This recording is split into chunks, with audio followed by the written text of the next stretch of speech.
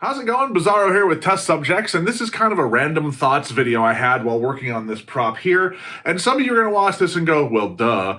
But some people need this information because I have gone and repaired and tried to install some puzzles that other people have built and run into some big problems. So I'm trying to show you a way to circumnavigate that and make repair and maintenance easier down the line.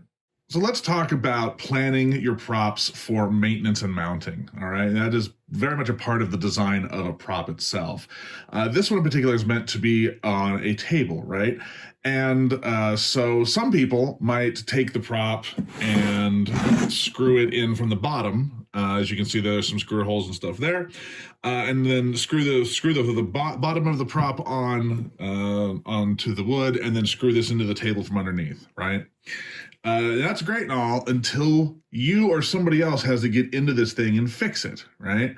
So allow me to show you an alternative to this that will make your life a little easier and anybody who might need to come in and repair it if you're gone or something like that. Because I can't tell you the amount of times I've had to go in and try to repair a prop that somebody else made, only to find that it is almost impossible to access the stuff inside of it. So here's what's going on the inside here.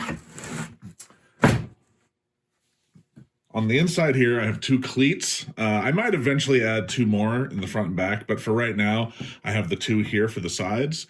And all this does is this lines up against here, against the sides there. And as you saw, when it goes down, you screw in from the sides. And what this enables you to do is screw this piece down to a table so you can position it and everything. And then this just slides over it. Now, this also works for when you're mounting stuff like this to a wall. It's the same thing. You could either mount two boards directly to the wall, but I like to mount them onto something like this so I can screw this into the wall with lots of surface area and then mount the other thing here. Now, there's also what's called a French cleat, which is at an angle, and you can look that up and everything like that. And that's also good for mounting on walls and things like that. But in a case like this, it helps to have this pre-planned out because it will save you lots of headache later. And I mean, this is just a simple RFID puzzle here. As you can see, we've got some RFIDs. We've got one of the Kanabi Lab Whisper boards here, which are great. And so this shouldn't fail anytime soon, but things happen, obviously. So I wanted to plan ahead for in case that ever happens. So that way, all that needs to be done, again, is if this needs to be repaired, if I can line this stupid thing up, there we go. So you line this up, and then you take your screws in from the sides,